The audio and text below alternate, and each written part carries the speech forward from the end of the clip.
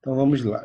Antes de tudo, né, a gente sempre recapitula aquilo que a gente tem visto até o momento. E eu gostaria que vocês me ajudassem aí a refrescar a memória. Em primeiro lugar, o que significa cristologia? O nome da disciplina. É o estudo que fala sobre a doutrina de Cristo, seus atributos, quem ele é, Isso tudo que aí, aprendemos de Cristo.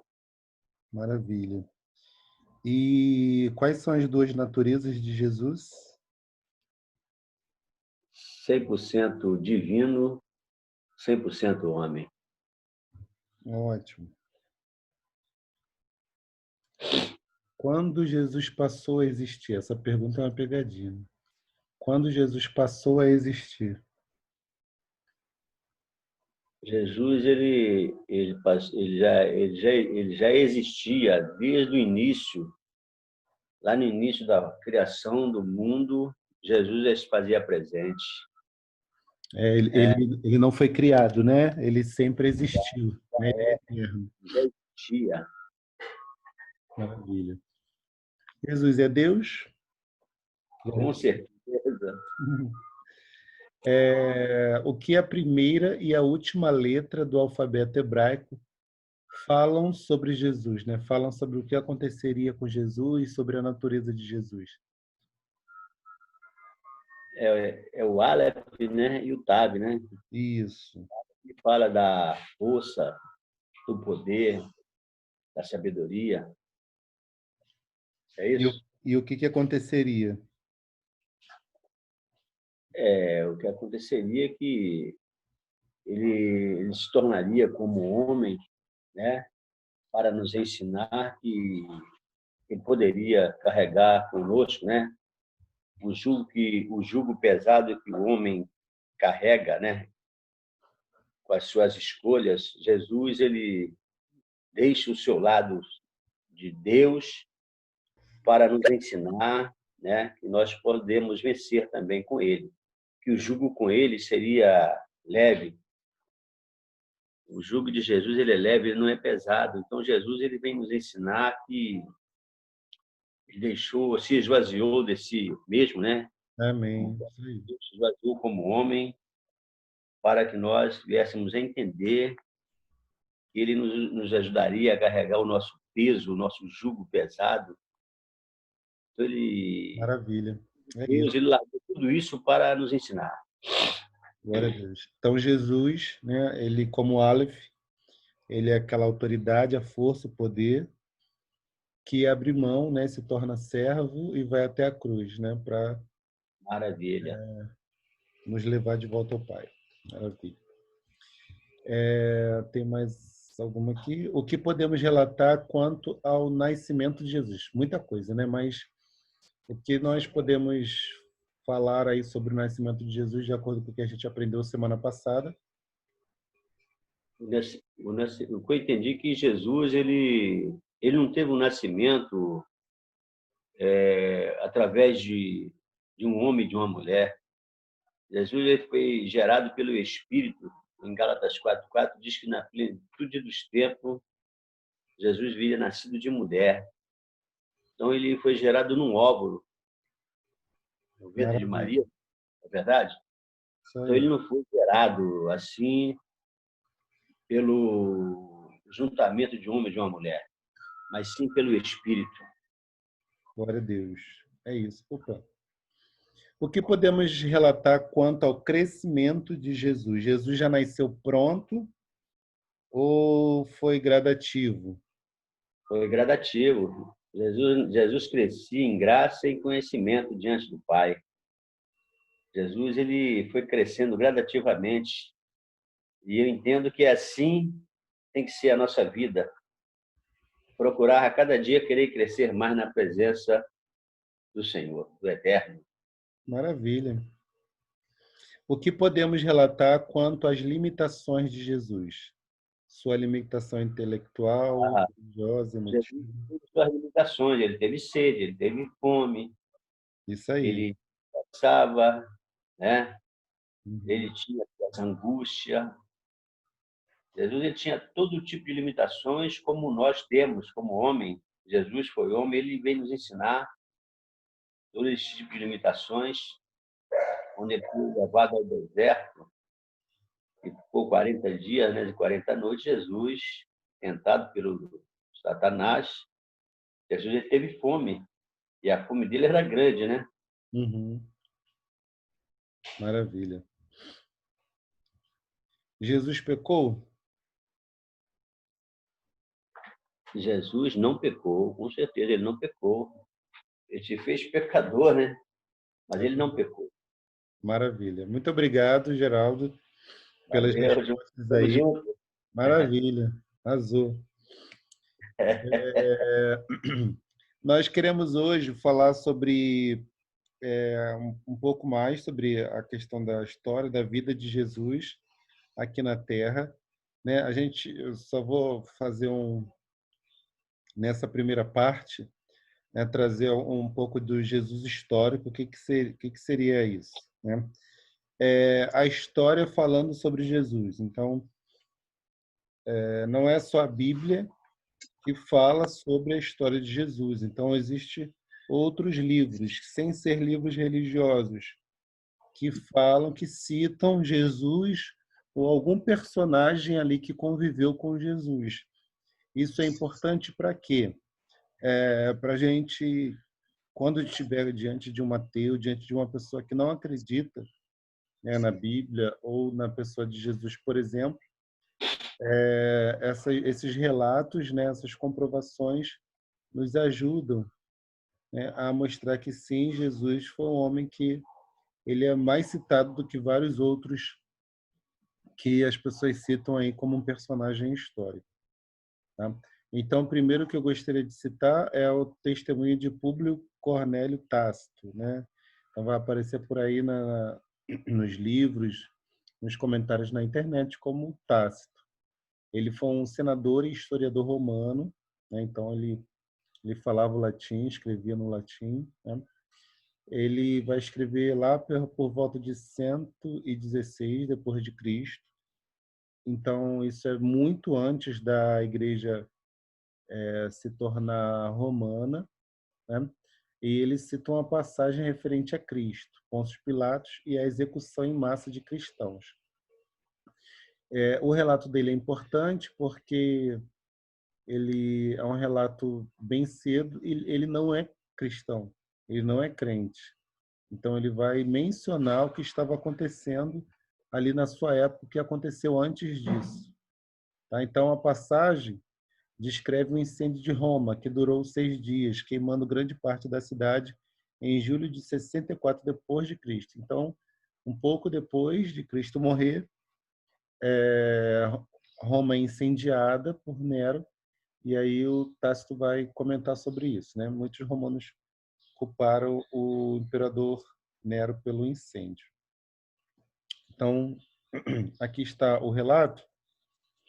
Diz assim: para se livrar dos rumores, Nero, né, que era o imperador, criou bodes expiatórios e realizou as mais refinadas torturas em uma classe odiada por suas abominações, os cristãos. Então, ele vai citar aí os seguidores de Cristo, né, como eles eram popularmente chamados. Cristo, de onde o nome teve origem, sofreu a penalidade máxima durante o reinado de Tibério, pelas mãos de um dos nossos procuradores, Pôncio Pilatos.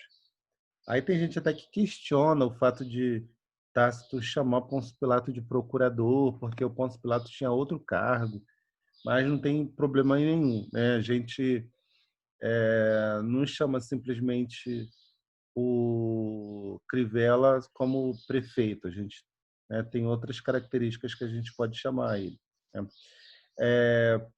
Pouco após, uma perversa superstição voltou à tona, e não somente na Judéia, onde teve origem, como até em Roma, onde as coisas horrendas e vergonhosas de todas as partes do mundo encontraram seu centro e se tornam populares. Em seguida foram presos aqueles que se declararam culpados, Então, com as informações deles extraídas, uma imensa multidão foi condenada, não somente pelo incêndio, mas pelo seu ódio contra a humanidade, né? Dizendo, naquela época já, alegando que os crentes provocam ódio. Ó Jesus. Ridicularizações de todos os tipos foram adicionadas às suas mortes, né? Eles passaram muitas vergonhas ao morrer. Os cristãos eram cobertos com pele de animais, rasgados por cães, deixados apodrecer, crucificados, condenados às chamas, queimados, para que servisse de uma iluminação noturna quando a luz do dia já tivesse se extinguido. Eu não sei se algum de vocês já viu o último filme que lançaram sobre o apóstolo Paulo. Ele tem uma das cenas que mostra isso, né? Os cristãos sendo incendiados, né, pelas ruas, e Roma usava aquilo para iluminar, né? Alegava que usava aquilo para iluminar, né, a cidade à noite. Coisa terrível demais, né? Então, o que Tácito fala, que descreve, a história vai confirmar e vai comprovar isso, né? Só quem aqueles que de fato desprezam totalmente as evidências, que vai dizer que o que Tácito escreveu não está se falando sobre Jesus e seus seguidores, porque foi o que aconteceu com a igreja, né, lá desde o primeiro século depois de Cristo. E a própria Roma, né, as catatumbas, né, os vários túneis gigantescos, imensos, de vários séculos seguidos, comprovam isso, porque os cristãos se escondiam nas catatumbas e lá eles deixaram marcas, registros, desenhos, inscrições nas paredes, milhares. Então, enfim, então Tácito, que não era crente, ele vai confirmar, né, a pessoa de Jesus e o que fizeram com os seus seguidores. E tem o testemunho de Flávio Josefo. Flávio Josefo, de acordo com os textos que chegaram até nós, teria se referido a Jesus como Cristo em seu livro Antiguidades Judaicas, escrito em 93 em grego koiné, né, na linguagem do povo. Flávio Josefo era um judeu, né, ele tinha uma referência entre os judeus, e esse texto aqui ele é bem controverso também pelos ateus, mas eles não podem negar que, de fato, Flávio Josefo escreveu isso. O que está entre colchetes é o que se tem dúvida sobre se, de fato, Flávio Josefo escreveu. Mas, de fato, o texto que não está em colchetes, em várias línguas, em vários manuscritos, os mais antigos aos mais recentes, está lá essas frases. Então, vamos lá. Havia nesse tempo Jesus, um homem sábio. Aí, se a gente pular o colchete, vai dizer assim: ele fez seguidores tanto entre os judeus como entre os gentios. Aí pula o colchete de novo. E quanto a Pôncio Pilatos, seguindo a sugestão dos principais entre nós, condenou à cruz. Os que o amaram no princípio não o esqueceram. Aí pula o colchete de novo.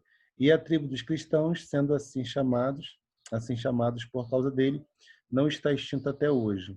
Então, o Flávio Josefo, ele também não acreditava em Jesus, ele não era crente em Jesus, ele era um judeu, pelo contrário, né, não acreditava em Jesus como o Messias de fato, mas ele se surpreende com a história de Jesus e com a história dos seus seguidores, né? Isso está lá no seu registro. Aí tem outros registros também de Flávio Josefo, né? Por exemplo, no Testemunho, a passagem que Flávio Josefo também cita Jesus. Ela aparece já no final das Antiguidades Judaicas, quando Josefo descreveu a situação política na Judeia na década de 60, né, um pouco depois que Jesus morreu. Ele vai falar sobre o sumo sacerdote na época, que na nossa Bíblia está escrito lá, né, por conta da tradução, Anás. Aqui ele chama de Ananos, mas é a mesma pessoa, né? É igual você falar João, né, em várias línguas, João é diferente, né? é João, é Johnny, e assim sucessivamente, né? Vamos lá. Eixananos, mais jovem, como já dissemos, assumiu seu sacerdócio. Era um homem temperamental e muito insolente. Ele era também da seita dos saduceus. O Flávio José era fariseu, então tinha uma disputa aí entre os fariseus e saduceus, né? Que são muito rígidos ao julgar ofensores, mais do que todos os outros judeus. Ananos supôs que tinha agora uma boa oportunidade. Festus estava morto e Albinos estava viajando.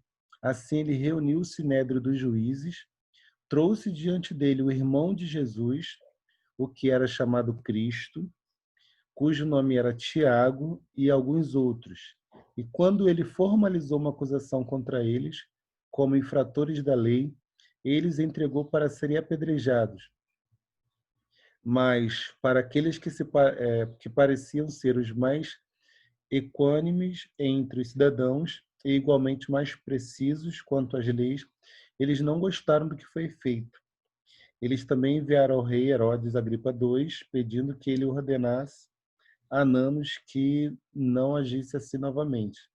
Foram também ao encontro de Albinos. Albinos concordou com eles e escreveu iradamente a Ananos e o ameaçou, dizendo que ele seria punido pelo que havia feito. Então, Flávio José conta a história da morte, né, perseguição do Tiago, irmão de Jesus, e ele acaba citando, né, a pessoa de Jesus, que chamavam de Cristo, e os seus seguidores, né, que foram punidos injustamente. E tem mais um. Ainda no livro 18 do Antiguidade Judaica, Joséfo descreveu o reinado de Herodes Antipas e informou que era casado com a filha de Aretas, um rei árabe vizinho com que já tivera disputas territoriais. Antipas repudia a filha de Aretas para se casar com Herodias, mulher de seu meio-irmão. Valendo-se do pretexto, Aretas faz guerra a Herodes, que tem seu exército destruído, e a derrota seria certa se não fosse a intervenção romana. Então, Flávio José vai citar essa disputa aí entre Herodes, Antipas e Aretas, né, os dois reis, e os casamentos, enfim. E eles vão atribuir a derrota de Herodes, né, do exército de Herodes, a como se fosse um juízo divino. Tá? Algum dos irmãos pode ler, por favor, esse texto?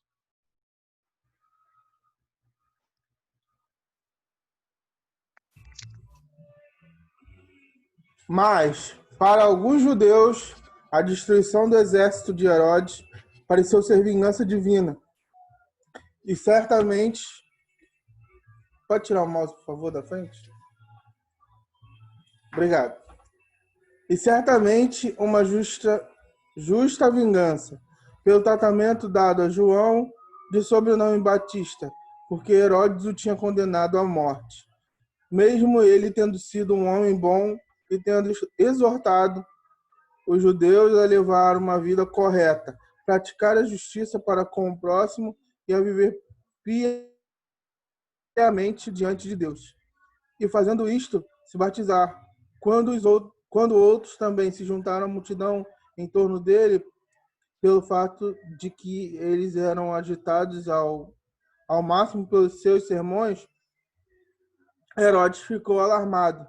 Eloquência com tão grande efeito sobre os homens pôde levar a alguma forma de sedição, porque dava a impressão de que eles eram liderados por João em tudo o que faziam.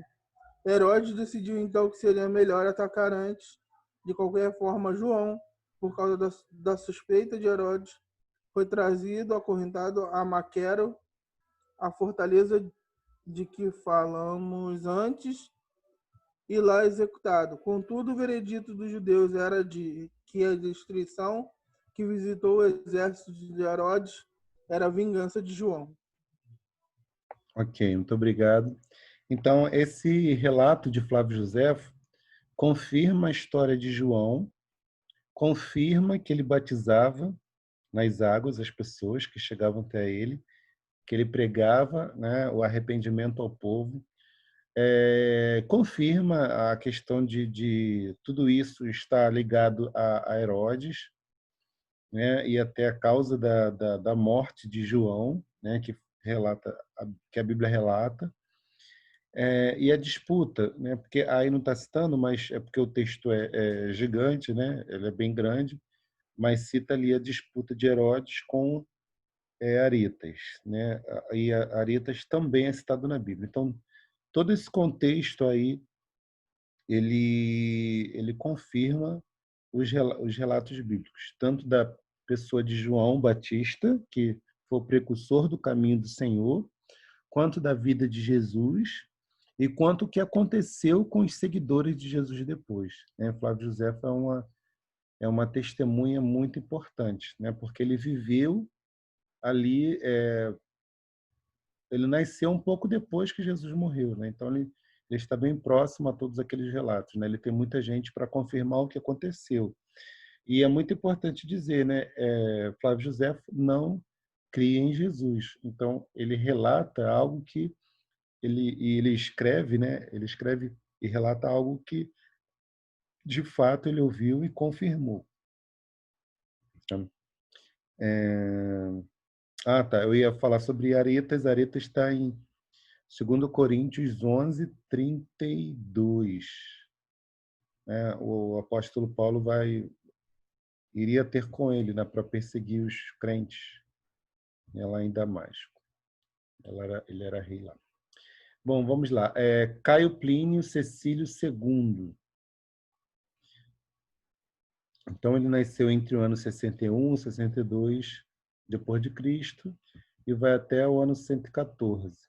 Caio Plínio, em alguns livros, né, em alguns relatos, vai estar como Plínio, Plínio Jovem, Plínio Moço ou Plínio o Novo. Tá? É um desses Plínios, ou Caio Plínio. Foi jurista, político, governador imperial na Bitínia e Ponto. Tá? Ele mencionou os cristãos, está faltando um S aí, em uma carta por volta do ano 112 depois de Cristo.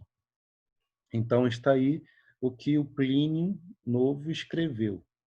As acusações tornaram-se notórias. Foi publicado um documento anônimo contendo nomes de muitas pessoas.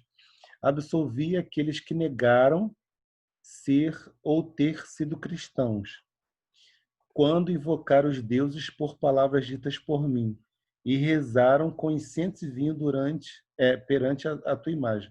O que acontece? O Plínio, ele também não era crente, ele não acreditava em Jesus como Messias,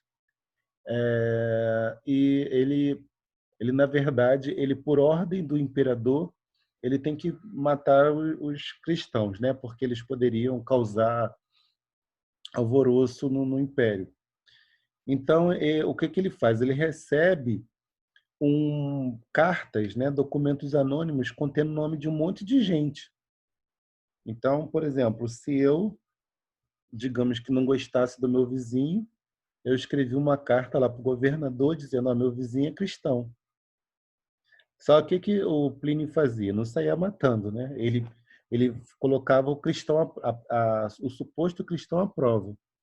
Então, ele verificava se os cristãos iriam invocar os deuses, iriam rezar diante da imagem, se curvar diante da imagem, e aí dizer, o mais importante, amaldiçoaram Cristo.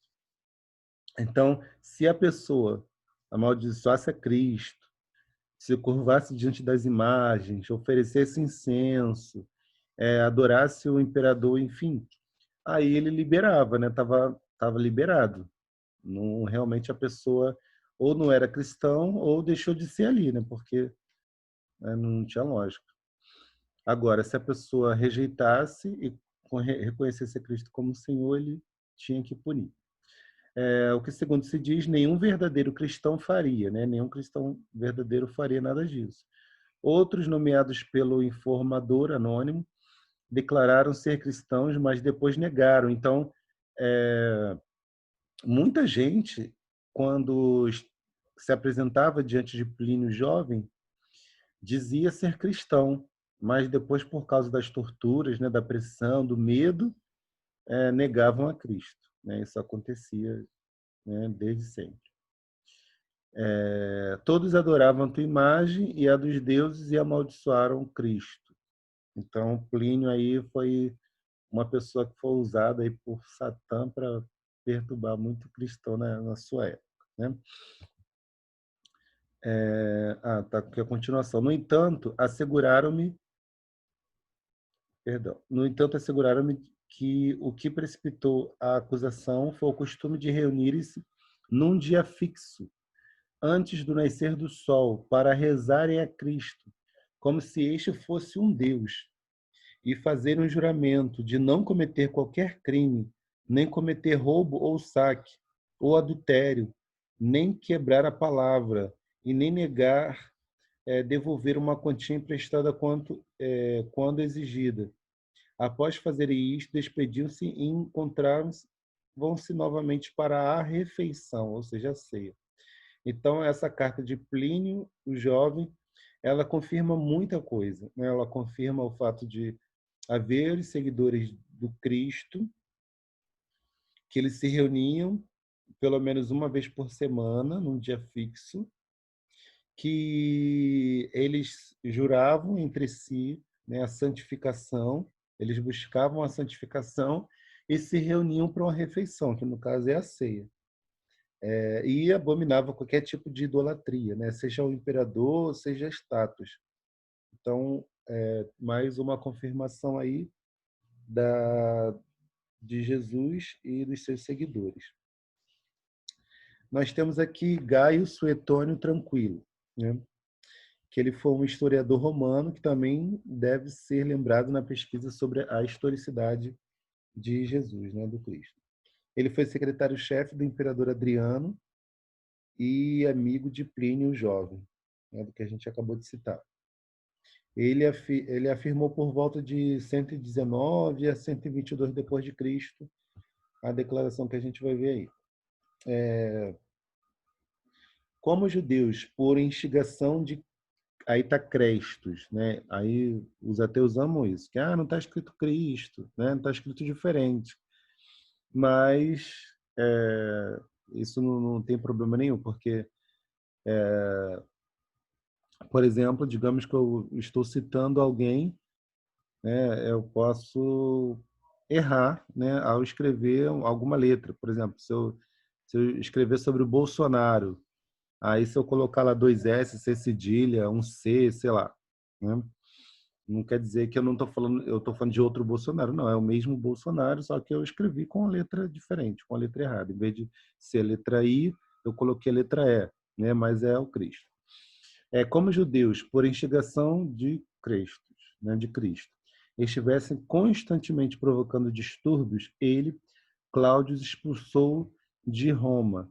Então, e a Bíblia vai relatar que isso aconteceu, né? Lá em Atos dos Apóstolos, capítulo 18, versículo 2, vai dizer que os judeus, né, eles são expulsos de Roma, inclusive por conta disso que o apóstolo Paulo se encontra com Apolo, Priscila, né? E outro relato do Tranquilo é que Nero infligiu castigo aos cristãos, um grupo de pessoas dadas a uma superstição nova e maléfica, né? O Gaio, né, o Suetônio, ele não acreditava em Jesus, não cria em Jesus, desprezava Jesus. Então ele vai falar como se aqueles que seguissem a Jesus estivessem numa superstição, né, numa religião nova, mas que essa seria maléfica, né, aos olhos da população, né. Nos tempos de hoje não está muito diferente não. O mundo está odiando cada vez mais, né, os servos de Deus, porque a gente incomoda um pouquinho. Ou pelo menos deveria incomodar. Bom, aqui é um livro religioso, né? Não deixa de ser um livro religioso, mas por que o Talmud da Babilônia, por exemplo, né? Por que ele é importante ao falar sobre a pessoa de Jesus? Porque os judeus, né, os líderes religiosos judeus, não acreditavam em Jesus como Messias. E eles vão escrever sobre isso. Eles vão escrever dizendo, olha, esse Jesus que está aí não é o Messias. Por que que isso é importante? Porque eles acabam, ao dizer que Jesus não é Messias, eles acabam concordando de que Jesus, de fato, estava na Terra, Jesus, de fato, se reconhecia como Messias, e muitos judeus seguiram a Jesus como Messias, né? Aí eles vão escrever, né, sobre a pessoa de Jesus. A gente não colocou aqui o relato, né, mas a gente só cita a referência, né? O Talmud de Babilônia, o Talmud de Jerusalém. Eles vão abordam um tipo de testemunho nos processos criminais e, apresentando-os como lei tradicional, citam unicamente o processo de Jesus no qual foi posto em uso. Então, eles citam lá como é que aconteceu com a pessoa de Jesus. E, por último, aqui nessa parte, eu gostaria de citar a própria escritura, né? Por quê? Porque a escritura ela é comprovada historicamente por vários relatos que aqui a gente não citou, né? Mas a arqueologia comprova a vida de vários homens que Mateus, Marcos e Lucas, por exemplo, eles citam e de fato isso concorda com os textos das Sagradas Escrituras e confirma que de fato as histórias que esses homens contaram, elas são a verdade, né? E como a gente falou, né, em outra oportunidade, existem milhares de manuscritos confirmando esses relatos que esses homens escreveram, né, que Mateus, Marcos e Lucas escreveu. Algumas pessoas exaltam o fato de, por exemplo, filósofos antigos, né, Sócrates, mas o próprio Sócrates nunca não escreveu nada. Os relatos do que Sócrates falou, segundo os registros, foi o seu discípulo que escreveu, né? O Platão escreveu. E os manuscritos sobre Sócrates, por exemplo, são mínimos. E se a gente for citar, né, os diversos outros escritores, né, antigos filósofos e líderes políticos antigos, não se comparam ao que a gente tem de material de comprovação antiga sobre todos eles. A gente tem manuscritos, pedacinhos de manuscritos de Mateus, de João, por exemplo, bem antigos, muito antigos.